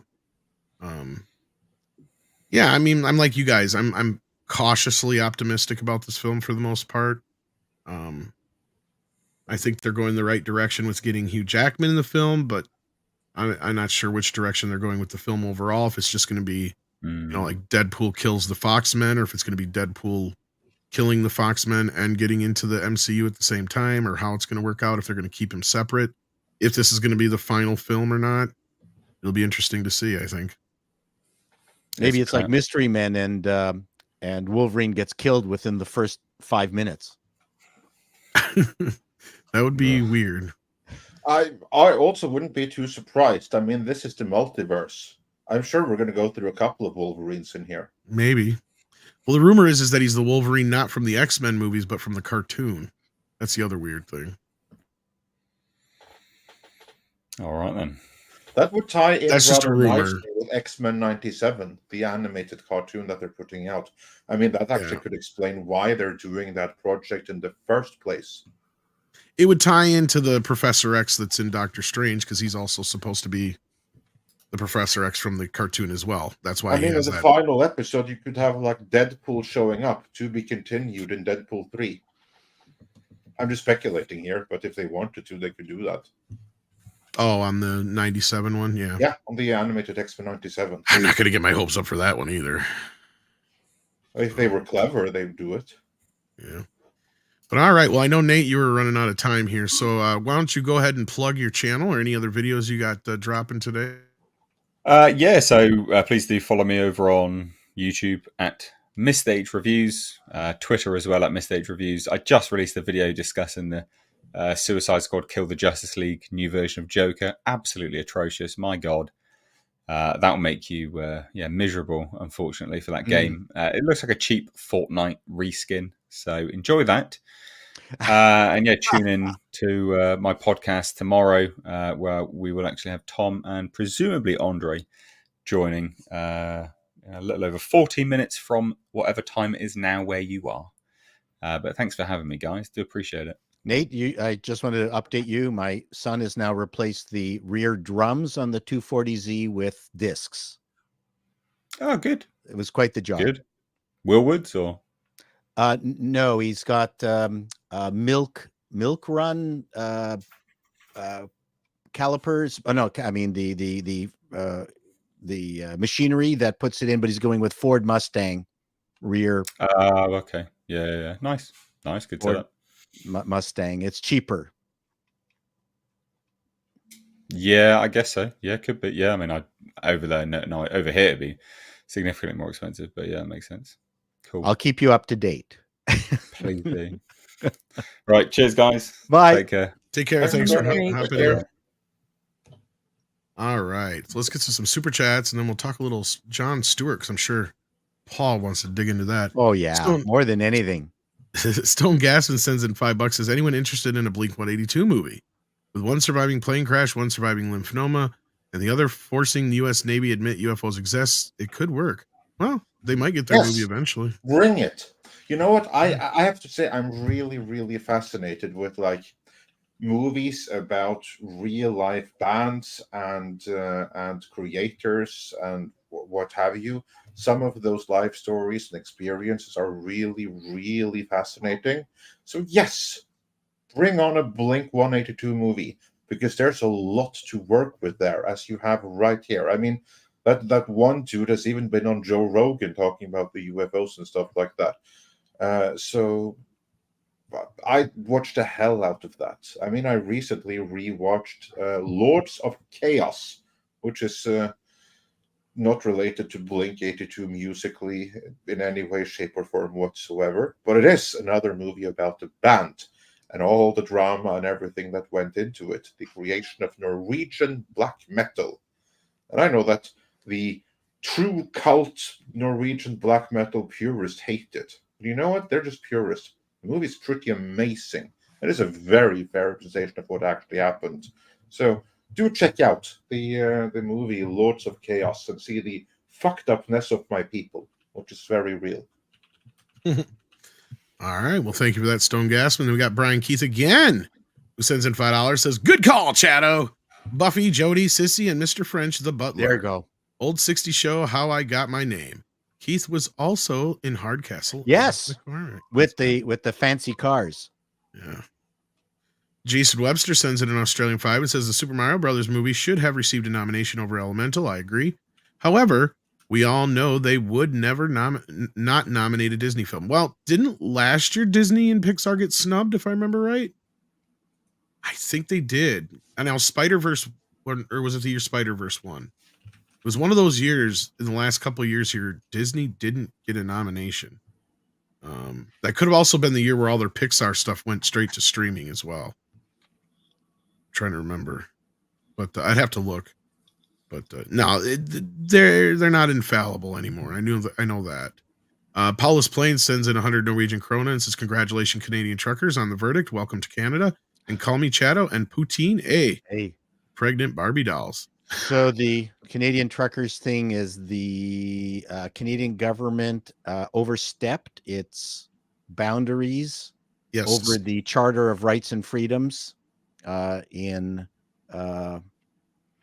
using the War Measures Act or whatever crazy act it was to hammer the truckers so heavily as they did. So overstepped their their duties and capabilities. But the Canadian government is going to take it to the Supreme Court, which means just more taxpayers' dollars. Well, I'm sure the government sees those money as their money to spend as they fit. So yeah. Well, isn't every government like that? Name me a government. No, I'm not going to say anything. I mean, our government, again, speaking of fucked upness of the Norwegian people, none more so than our government. But yeah, different matter entirely. That's a different stream. It is. DCB Titan sends in a Canadian $20, eh? It says that would have hilarious. Construction workers catcall Barbie. Barbie turns it back on them. The workers get all awkward. This never happens. What do we do now? Exactly. I don't know. I'm married. Says the other guy. Yeah. That's awesome, DCB. See, that's what I'm saying. This movie was like ripe. And that's what pissed me off probably the most watching Barbie. I'm like, this movie could have been so fucking good. Like, it could have been hilarious. Because I'm not even, why do I care about Barbie? I don't. But what you could have done is made a movie that crossed over both sexes, right? And was fun. But they didn't do that, unfortunately. Mr. Burger is in the house. How you doing, Mr. Burger? Hi, Mr. Burger. Burger. Cheeseburger. I love Mr. Burger. It says Andre only. What is the name of Conan's lover in the movie? What? Okay, so one question, then the other one. So, what is the name of Conan's lover in the movie Conan the Barbarian? Valeria. 10 seconds. Oh, didn't even need it. What is the city Conan is destined to be king of? He is destined to be the king of Aquilonia. Aquilonia is the name of the nation. The capital of Aquilonia is the capital again. Is it Tantrias? Anyway, Aquilonia. The crown of Aquilonia is the nation. So yeah, Aquilonia is the name of the nation. So let's hope that Fredrik Malmberg is able to secure a deal with whoever is working on, so that we can get that. So Conan never got it on with Red Sonja? No, he never got it on with Red Sonja. I thought they were the item. He did in the Red Sonja movie, but beyond if you consider that Conan. If you consider that Conan, which is meant to be, but it also isn't. It was, you know, the story behind that, because the Arnold Schwarzenegger character in the movie was very much so intended to be Conan when it was written. And when the producer, Dino De Laurentiis, signed Arnold Schwarzenegger for it, he also intended for him to be Conan. But then the rights holder was, no, wait a second. We agreed to give you the rights for Red Sonja for cheap. If you have Arnold Schwarzenegger in here as a Conan, it's now a Conan movie, and then you're going to pay us the much more expensive Conan license. And it was like, but I don't want to pay the Conan license. I bought Red Sonja specifically to do it on the cheap. So, okay, fine. We'll just keep Schwarzenegger, but we'll call him something else. That way, we don't have to pay the Conan license. So it's been misreported. He implies in the movie that he's traveling under a different name, kind of, sort of. Sort of, yeah. It's been Pronoun the Barbarian. It was meant to be Conan, but they couldn't call him Conan because of rights I'm issues. stealing that. Well, those rights issues, they were in reality. They totally could, but the studio didn't want to pay that extra $1 million or whatever it was. So they were too cheap to use the name Conan. That's the reality of it. If they wanted to, they could have been a third Conan movie or a Conan crossover. Here's a bit of Conan trivia. When Schwarzenegger was doing Conan 2, the studio would not let Cameron start filming Terminator 1 until Conan hit the theater. So he had everything set up and had to wait a year before shooting the movie because the bastards. Dino De Laurentiis is the name of that bastard. Yeah, and Dino was not particularly nice to people. No, he was like, no, that's my star. You're not taking him. So, and I have a hold on him, so you just screw up, and you can screw up and wait until later. But he was kind of another occasion, because when Jonathan Demme wanted to make Silence of the Lambs, and he didn't technically have the rights to the character Hannibal Lecter, because Dino De Laurentiis had those. He was like, yeah, okay, sure. I'm not going to do a sequel to the movie Manhunter, which he has the rights to, and he has the rights to Hannibal Lecter. So I'm just going to sign off a license completely free of charge for this one movie, so that you can do your movie without any changes in the novel. And that is why the Hannibal Lecter rights are split between two companies. And that Because is another story. Dino is legendary. That's part of the fun era of Hollywood, I have to say. Oh yeah. But now I'm going to steal your idea, by the way. Yeah, and also we wouldn't have gotten that first Dune movie without Dino De Laurentiis, because he took risks and he took chances that others didn't take. True. The exact same mentality that led us to get movies like Star Wars in the first place, that movie about like that space guy and his dog. It was that exact mentality that Dino De Laurentiis had. It was like, yeah, fine, let's do this Conan stuff. I don't get it, some comic book thing, but looks cool. Believe in you guys, let's do it. Same thing with Dune, that had been trying and failing to get off the ground for a decade at that point. I know. Made it happen. I know that Weinstein is not well regarded anymore, but you take a look at Miramax's first bunch of years movies, and I can't think of what these directors and writers would have done without Miramax. I mean, Kill Bill. Oh, yeah. I mean, what would they have done? I don't know. Yeah, the guy was a turd, but well, Weinstein took a bunch of Disney money and made independent films out of them, basically. Well, I mean, later on, but I mean, initially the movies that came through Miramax were iconic.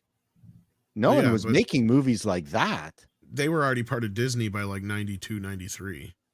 So they were getting Disney money. But were they doing Tarantino movies with Disney? Yeah. Yeah. Okay. Yeah. Pulp Fiction, all them. Yep. That was all a Disney money era. Yep. Okay. Well, still, I guess they kept him independent. Like, but my point is he's an iconic individual. And what would we have done without Weinstein in terms of, a very important history of film? The best Dino De Laurentiis quote, though, is, "When the monkey die, everybody cry." What? It's from King Kong. He's making King Kong. When the monkey die, everybody cry. That's what he said. Yeah. We're gonna do it with an Italian accent. Yes. He said to make sure you make everybody cry when the monkey die. Arnold Schwarzenegger may actually made fun of Dino De Laurentiis over his accent. The two of them clashed. I mean, the first meeting between Arnold Schwarzenegger and Dino De Laurentiis did not go well, because then you basically had like Arnold Schwarzenegger coming into his office with his usual charm, charisma, and jokes and stuff like that. Like Arnold, very, very big man, right? Dino De Laurentiis, very, very small man, very fat man, and very short man. And he had a big desk. So Arnold, he laughed at him the moment he stepped into his office and asked, like, what does such a little man need with such a big desk? Now, this is the kind of joke that would work for some people, but it didn't work on Dino De Laurentiis. No. So he answered like grumpy, like, "You have the accent. I cannot use you," he said in his really thick Italian accent. And Arnold was like, "What do you mean I have an accent? You have an accent." They were part of the Axis. Don't forget. Did not go well. But then later, months later, the movie was filming. Dino De Laurentiis came visit on set. Everyone was like nervous because they knew that the relationship between De Laurentiis and Arnold was bad, and Laurentiis really was looking for an excuse to fire Arnold. And then he was on set and he saw him and he was like, "You are a Conan," and then it was okay. What was the movie with Arnold in New York? That's Hercules in New York. His very first American movie. And the first version I saw, his voice was obviously dubbed. Yeah, they dubbed him originally, then they Arnold Strong or something like that, or Tom Yeah, and they Strong or changed something. it back. Oh, it was after way he better became with famous. with his terrible accent. It was Yeah. terrible. But here's speaking the of rest of that accents, quote right there is when Yeah, Jaws one of the- die, nobody cry. But when the monkey die, everybody cry. one of the funny accent stories was my dad, with his Hungarian accent, was talking to support in India for Microsoft. And he turned to me, he says, "Pal, I don't understand a single word that this person is saying." Neither of them could understand each other. And they could, the guy on the phone says, "I don't understand your accent." And I could hear it. I could hear Lord. it. "Sir, I don't understand what you're saying." And Dad You know was what's saying, sad is this is a real life thing, because Andre and I've had this issue with other people we've worked with that, aren't American. It's sometimes if English is the only common language, it's tough. But when tough. two people are speaking English with two heavy accents, that to me was hilarious. But I'm stealing Pronoun the Barbarian, by the way. The frantic of this sketch called Conan the Librarian. Whatever you do, don't mispronoun him. Don't you know my pronouns? Are they them? Yeah. No, sorry. That's good. You joke about that, but there actually is being has been made like this indie they them Conan movie by some people who wanted to be edgelords. Oh boy. Yeah. We had a sketch called Conan the Librarian where everyone who was late with their books were slain. That was the Conan. Did you do that before or after Weird Al? Yeah, I hope you did that one before UHF. We did it many 1979. So that had been many years before. 10 years almost. Actually, 10 years exactly. I hope you did, because otherwise that would not have been as original as you might think. So. You know what? Great minds think alike in comedy. Yeah. What can you do? It's just so I want to be a woman. If you don't help me cram, I say to hell with you. I do it myself. Don't even get us started. But let us move on here, because we have a topic that I know that Chato is very eager to get to. Let's grab this topic, and then we'll get back to super chats here. Jon Stewart is making his return to the Daily Show. It's been almost a decade since he's been on. But yeah, here we go. Jon Stewart will make a surprise return to the Daily Show 25 years after starting on the show. Stewart will host the Comedy Central late night show one night a week through the election cycle. So it's just going to be through the election. 8 years, so I was close.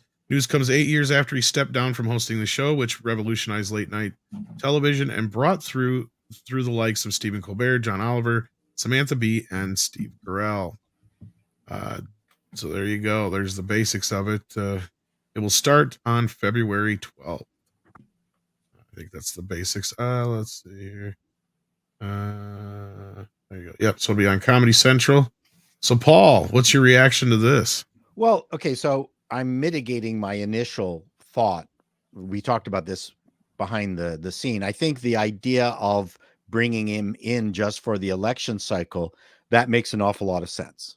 Okay. So the chance of this being reasonable will be good, except for the fact that he was part of that entire, era of Trump, where all the comedians, or most of the comedians, just kept feeding from that one dish, and that got really tiresome. Even so, he was probably the most tolerable of everybody who was dealing with it, but everyone just, and Samantha Bee was the absolute worst in terms of this, because it wasn't comedy anymore. It was just these comedians recounting something dumb Trump did, and then ending with some flaccid punchline or reaction. And the thing is, every time they would talk it through, it would get loud. It was loud comedy. If you remember, how can you believe that this person would go and do this? Everything got loud.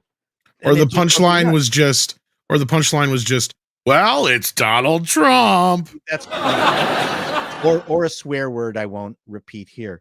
Yeah, fuck Trump. Yeah, that's what they would say. Yeah, that would be the punchline. Literally, and we're putting up with that. So we don't know who the final nominees are going to be, but I mean, who knows? I mean, again, I'm not going to guess.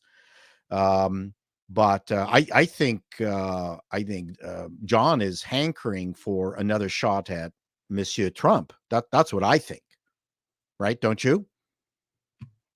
I do, and I wonder if it's not going to hurt anybody else's chances but Trump's, because at this point, look, Well, I'll not be even honest. talking about I'm just talking about from a comedy entertainment perspective. Forget Right. about the election. He's not going to affect the election. Well, I mean, at the same time, I think he's gonna look.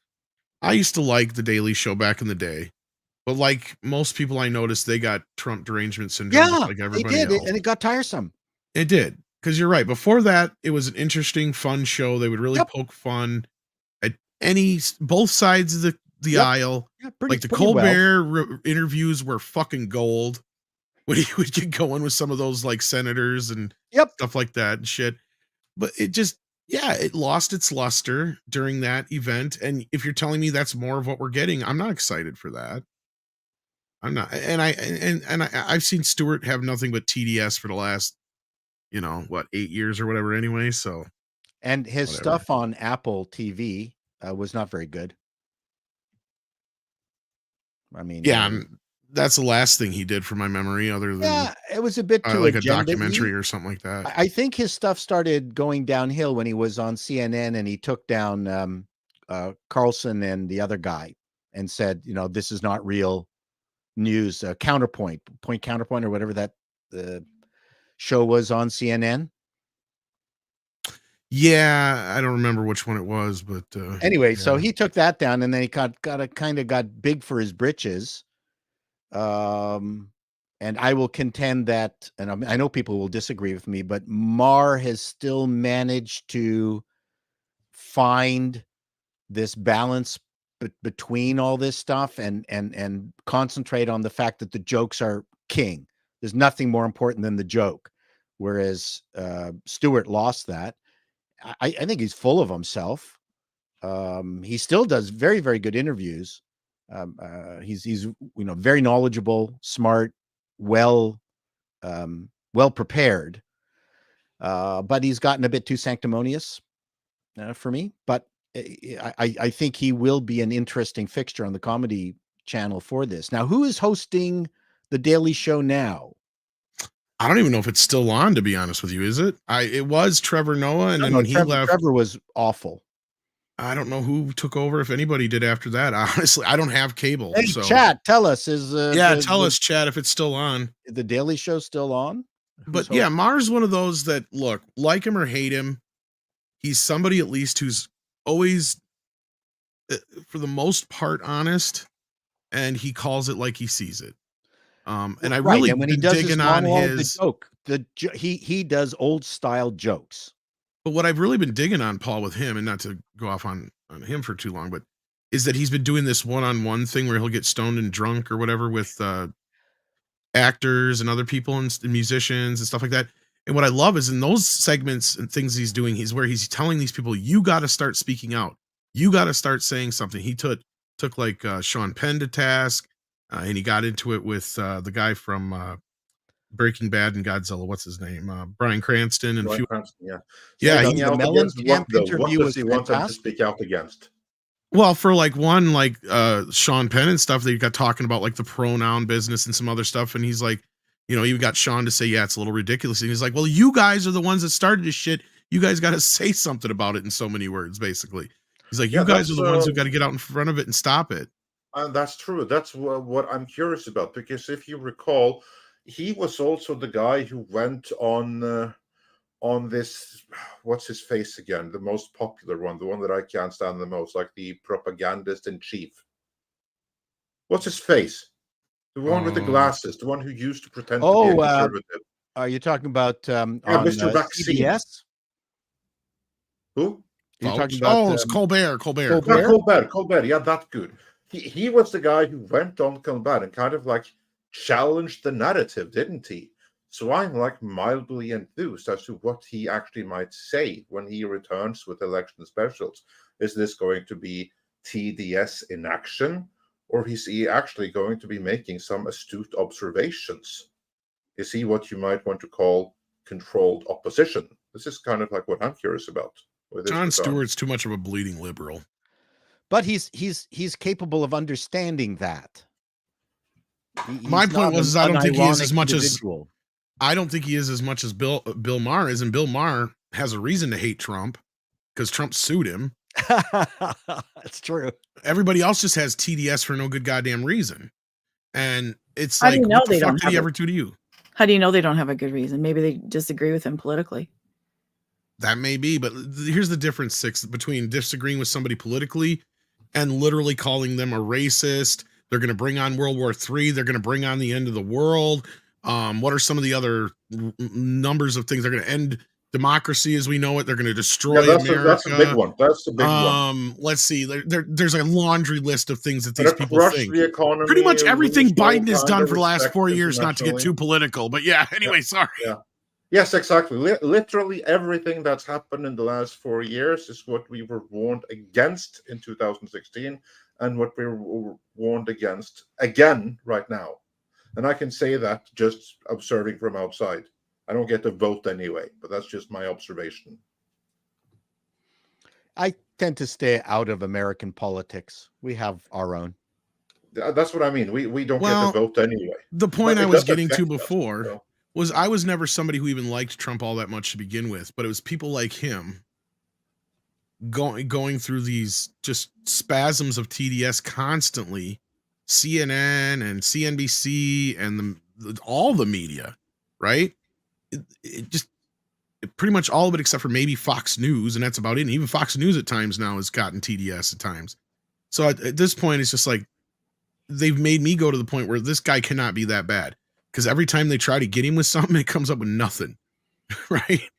But anyway, I don't want to get political here, but the problem is the show is political, Jon Stewart's show, and I'm afraid that's all it's going to be, right? I don't think it's going to be as a balanced of look at politics poking fun as it used to be. But if they've got a week to write stuff up, and he's got good writers, and he's going to get the best, they're going to have money for this. They're not going to use John Oliver's shitty writers. John's tapped out. He's like, I mean, and that happens with comedy. My one concern is that it's really hard to go back as a comedian. The thing that made you interesting when you had caught, fire, like, what is it? Caught the zeitgeist. That's very difficult to get back. But if he does concentrate on jokes, the man can deliver them. Oh yeah, I'm not going to deny that he can be funny. But I used to, like I just said before, I think Stephen Colbert was probably one of the better parts of the show. And now look at him. I can't stand the sight of him. He's lost it. But yeah. Les Moonves, the head of CBS at the time, said they made tons of cash on Trump. So it wasn't even Trump derangement syndrome. It was Trump crack that everybody was on because they were making bank on it. Yeah, but they could have done that without being deranged. Well, that's a different discussion. Yeah. That's the thing is I would listen to anybody's point of view or any points they may have, but like everything that they threw at the guy turned out to be bullshit. And it's like, well, that's not necessarily true. You can't. Okay, well, give me one. Give me one. What so far have they nailed him on? That one paying off a porn star. They did nail him on that. I will grant that. And in terms of like how serious the voting American public think this is, judging by poll numbers, I'm going to say not very high on the list. And I don't want to be the what about guy, but I'll turn around and say to that, I'll be like, okay, but what about the fucking laptop? Because that was also kept out that's of the whataboutism. News. That's a different. It is, but to me, that's worse, in my opinion. Yeah, just to derail this before we get too political here, if we just compare with before we move on to the next topic here, if we just compare to everything the Orange Man was, and don't forget she had to turn around and pay him money back too. Yeah, that's true but that was that was for contractual reasons. She had to pay him back. Now, she violated her NDA or something, right? Now the counterpoint to this is I believe that the Daily Wire hired that other former a Saturday Night Live comedian to do a show. Am I correct on that? Which come out of one? It was a stand. God, what's his name? I can't remember. Don't know, but anyway, Chad, help. Yeah, So well, you still remember. The right wing is firing back with their own. Sorry, we discussed before what's right wing, what's left wing. But let's just say the Daily Wire has brought a Jim Brewer. No. He well, they would all be on YouTube anyway. So the only other one I could think of would have been guy. Yeah. Oh, I was going to say, is it? The point I was going to make, though, is basically Trump has been accused of everything from selling nuclear secrets to ending democracy as we know it, and insurrection, and all kinds of ridiculous stuff. And the one thing they could nail him on was paying off a hooker. That's the one thing that stuck. But in the end, as a comedian, I would say it'll be really good if they have both Dennis Miller doing his stuff and they've got Jon Stewart doing his. Just so long as it doesn't turn out. It is way better for us out there as human beings to have those kinds of polar opposites. And if they go after each other, I think that'll be really, really fun. What was really bad during the last election was or the election before, was just having everybody parrot the same political spectrum as Jon Stewart. You know, I mean, you had Colbert, you had what's his name on ABC, and it's just that whole thing got tiresome. So, I mean, we want more, but we want more perspectives. I don't even have to agree with the perspectives. Mm-hmm.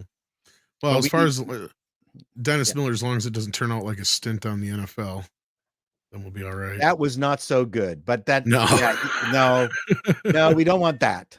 That was bad. Honestly, though, it's kind of funny if he does do this now, because Weekend Update basically, or the Daily Show basically stole what he was doing on the Weekend Updates on SNL in so many ways. Really, it was kind of the prototype for it, because he was the one that really pulled SNL more into the political humor. Did he? On that, from my memory, yeah. Okay.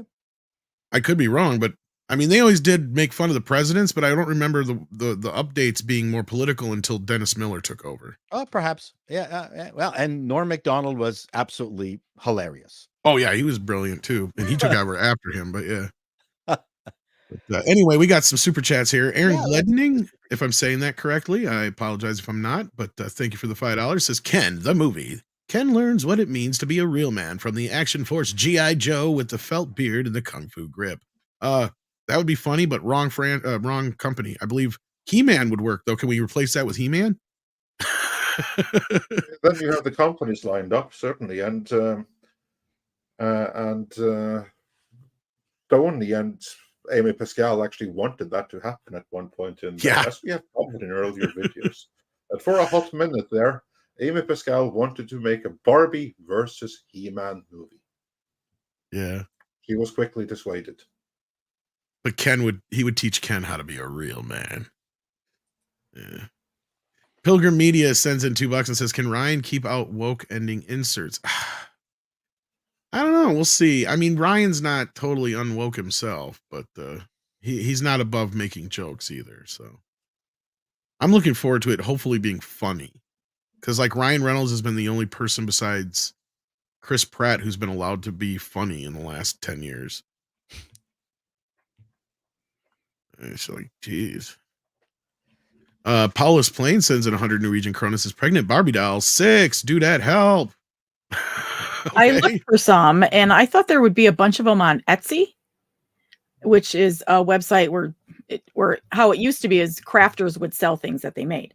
It's turned into eBay now, but I couldn't even find anybody making pregnant Ken dolls to sell. Pregnant Ken dolls. Well, you can get a Midge doll from the new movie, but it's $200 on eBay. Yeah. You can get a Happy Family pregnant Midge and newborn out of the box for $95.50. Wow. Yeah, they range in the 90 to 100 range out of the box. It looks like here's one for pretty cheap, but it doesn't have all the accessories. Give it 20 years. I'll bet you there will be pregnant Ken doll. I mean, we already have the pregnant man emoji. I want the pregnant Lightyear doll with turkey baster. Yeah, but they don't have the ones that I saw. They don't have it. You take off a piece of the stomach rather than having it come out from the vagina. I guess. By the woohoo, it's a cesarean. That's what it is. Doll. Yeah. Yeah, you just pull off the stomach, basically. Yeah. Anthony Durrell sends in an Australian $10 dues. Says there's actually an error in the Terminator thanks to that year delay. 12th May 1984 wasn't a Thursday like it was in 1983, so the policeman Kyle sticks up is wrong. Damn delays. Yeah. Wow. Like you're right up there with the people who correct me. Actually. No, yeah. But like you do need all you people like who that correct for me. accuracy in the movie. So I'm just going to say, hello, computer, where were you when James Cameron needed? Next one. Like where were all you guys that could point this out when the movie was being made? Because Cameron makes those background mistakes sometimes. I mean, he even had the wrong sky in Titanic that Neil deGrasse Tyson had to point out to him. Can you believe that? Like, as in the stars wouldn't be in that position. Well, not only that, I'll give you something that he shouldn't have missed. He talks about Lake Wissota in the beginning of the movie. Leo does. Lake Wissota didn't exist for like another 10, 15, or 20 years after that movie because it's a man-made lake. Oh, stop it. It's in Wisconsin. Yeah. Oh, please. So it didn't even exist because he's all like, we used to go fishing up in Wissota and blah, blah, blah. It's like, no, you didn't. You fucking liar. I pranked one of my girlfriends many years ago where we were up in an office tower. I was about to say, I hope this was many years ago. It was, yeah, pre-present wife. And we were looking all the way down a very long road of ours called Eglinton Avenue. And it was a hot, sunny day. And at the very end, we had that reflective hot, the tarmac reflecting light, and it looks like water. You've seen that, right? Mm-hmm. You've seen that illusion. So my girlfriend was looking out the window and said, "Oh, what's that at the end of Eglinton Avenue?" And I went up, "Oh, that's Lake Owuha." And then the other people in the office just sort of picked up on it and went, "Oh yeah, we used to go camping there all the time." And then someone made pamphlets, and it just went on for a week, where people were printing up these real things, and they brought in pictures of themselves fishing on Lake Owuha. And I love these kind of pranks. And then at the very end, like, I can't remember what it was. I said, well, we should go drive down there. And we drove. There was nothing there. And I went, I'm sorry, we just Where'd the lake go? Yeah, where'd the lake go? Right up. He was so mad. I like that. Hello, computer. Send in $2 and says that's actually pretty astute by Dino. Yeah. Then we got Stone Racket, who gifted 10 memberships. Well, thank you for that. Hopefully you're one of the people that got one of those 10 memberships. We need to have a member stream, Andre. Yeah, we do. This weekend, perhaps. Coming soon. Not this weekend, but maybe next week. All right. Midnight's Edge, or this is a Daramuth one, sorry. On Rumble, who's a premium user over there. Thank you for that as well. And the $2. Says TDS, the cure is harsh truth and maybe a face smack. Well, nobody needs to be smacked in the face, but maybe metaphorically. Some people do, but not because. Yeah, that's true-ish. I didn't say it was illegal. No, I said that that was initially being hid. It was a contractual arrangement. She got the money. That's why when she sued, she lost. I didn't say it was illegal. I was just talking about things that he didn't want to be brought to the public's attention, which is why he paid her off, right?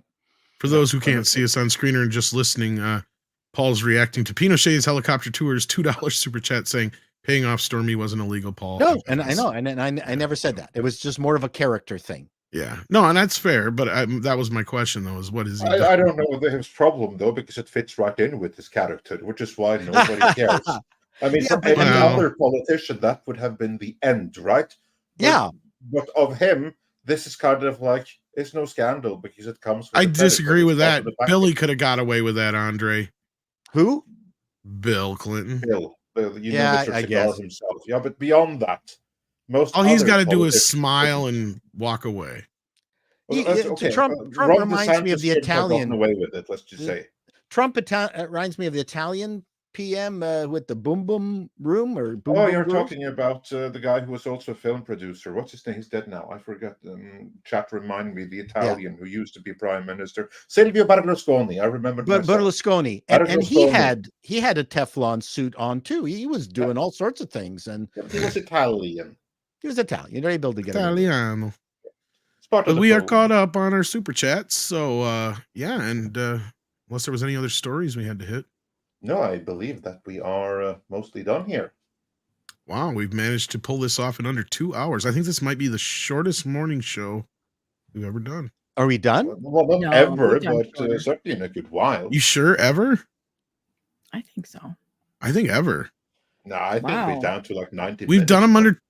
Did we? When? Maybe I a think- Christmas show. That I have to go back and look at. I was gonna at say, all 'cause 500, but It just happened to be that slow of a news day. I mean, there's a few other minor stories we could touch on, but nothing we haven't already touched on Midnight's Edge After Dark leave and our stuff. audience to Exactly. their I was own going to say, devices. Always it's early end on enough. the biggest laugh. Which is what? I don't know. I don't either. Well, I do have one little tidbit I'm What's very that? excited about.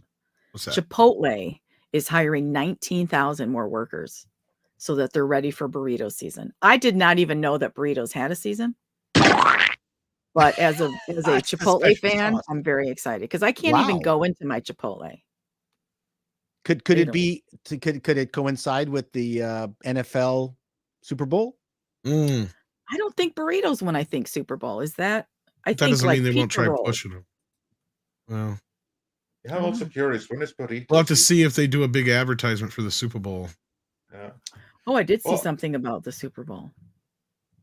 I seen a Well- list of possible movie trailers, but it's just people guessing. Oh, here it is. Buffalo I'll send lost it in a to you. field goal, or at least tied it. Once again, it's always so sad for me when Buffalo bows out because of a field goal. What'd you say, Six? I sent it to you in the private chat. Oh, okay. I saw the chat suggest Cinco de Mayo. Could that be it? Doesn't that seem like stereotype in the sense if that was it? But I don't even want to open that can of worms, yeah, Six. yeah, I don't. We've had enough problems for today. I Anyway, people wouldn't are know, but either way, I've never tried anything from this Chipotle place. Chipotle? so- It might rip your That's it, asshole yeah. out, but you're Okay. Norwegian, so you're probably fine. Yeah, I believe I've probably eaten worse. Yeah, I mean, there's a whole South Park episode about it, actually. Okay, yeah. Well, I'll maybe I'll sample it one of these days when I take the rowing boat and row across. Watch the South Park episode first, though. Trust me. Cool.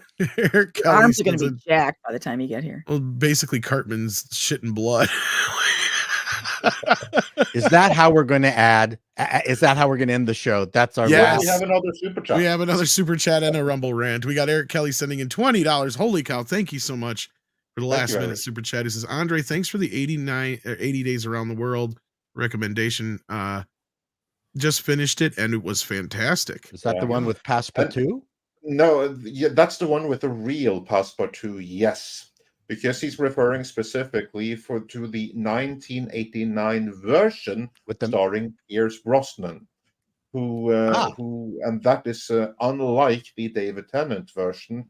That is an alternate retelling of this. Actually, and why do I say alternate? No, that is not an alternate retelling. That is a very, very true and loyal retelling of Around the World in 80 Days that everyone should be checking out instead of anything made for a modern audience. Yeah, I'm so glad that you enjoyed it. Wasn't that amazing? It is amazing. It holds up so amazingly well today. That is a proper classic done right. So everyone should check out Around the World in 80 Days from the year 1989, with a pre-James Bond Pierce Brosnan. And then we got Darmoose again sending in a Rumble Premium rant. Says, Tom, don't forget the Access Hollywood tape thing on his first run. That didn't stop him. Oh, yeah, that grab him by the thingy. Yeah, exactly. I mean, that's what I mean. That it would end. And I didn't like any of those things. And I don't like that part of him. I don't like certain aspects of his personality. I've never really been a fan of him, but I just felt like after a while, especially considering, you know, just my own personal life, I was having plenty of good things going on that generally the president does influence in certain ways, let's say. And when that changed, I noticed some changes. I'm not happy. And then I'm also noticing just everybody having TDS. All of a sudden, it's like, you know what? I didn't like the guy, but fucking, he's not even president anymore. That's all we've heard for the last 4 years. So guess what? Buckle up, buckaroos, and get ready for this year. Because get ready for this freaking year. So it's going to be fun. This is going to be one for the history books. We're living. I just hope it's not. So, yeah. I just hope it doesn't reawaken the woke dragon. Yeah, through all of the madness, we are going to do our best to stay non-partisan and keep you all entertained, no matter where you stand, because we do have some difference in opinion, even here on the panel. And if we can get along most of the time, I'm sure so can you guys. Most of the time. Yeah. All right. Well, with that, Paul, did you put out? Oh, you put out a video this morning, but anything else like a TV guide video coming anytime soon? Later on today, TV guide. We'll see. Later on today, I will finish off my intended video, which was for Appalling News. The first item is a deconstruction of an incomprehensible rant on Twitter, which is, I think, hilarious. And Rice University now has a black chemistry course. Interesting. So, and that's quite hilarious. Black chemistry. Yeah. Should it be called person of color chemistry? It's called Afro chemistry. Or what? I guess, I was joking, and now it's actually really what it was. True. Holy it's shit. Called Afro chemistry. What the fuck's the difference? I don't know. No white people allowed, I guess. That they don't say. That makes it better. They just. I haven't seen so much segregation since the fucking late 1800s. They talk about how it chemistry needs to have a black perspective. So I'll have that done later on today. If you want a good laugh. I can't wait for that video. That should be fun. That should be. I'm already confused. Yeah. Oh, it's very confusing. 6. Anything else going on we need to remember? Midnight Edge After Dark tomorrow night, 7-ish Eastern. Yeah. All right. I'm trying to get a 4K for you together at one point here or another. So hopefully one of these days we'll have one. So I can't guarantee one today, but keep an eye out. Well, my 4K copy of All That Jazz should be coming today. All That Jazz. That's on 4K? Wow. Are you kidding? Well, the Criterion version. So it's not 4K. Oh. I mean, it'll be good enough. It might have been a 4K scan, though. Maybe. I'm looking forward to that. Great movie. Yeah. Brian W. says, Midnight's Edge fans are the best. We can get through the next year together no matter your leanings. Well, I hope so. Exactly. I hope so. Yes. Thank you for pointing out. That's brilliant. That's the most important thing. Focus on the stuff that we all love and care about, rather than the minor things that split us apart. Because ultimately, most people generally want the same thing. Yeah, great. Duck Nation, I miss 4K for you as well, but it's probably a good thing I've waited this long so I could calm down a little bit about Shout Factory, so I didn't have to get a lecture from Andre. Oh, have you calmed down now? No, not completely, but enough to where I'm not going to fucking spaz out. Let's get to the koalas, because I got to get to work. All right. Yeah, I'm hungry. Andre? Yes. Koalas. Rain. Koalas in the rain. Koalas in the rain. No fucks given. Koala. Koalas in the rain. Koalas in the rain. No fucks given. Koala.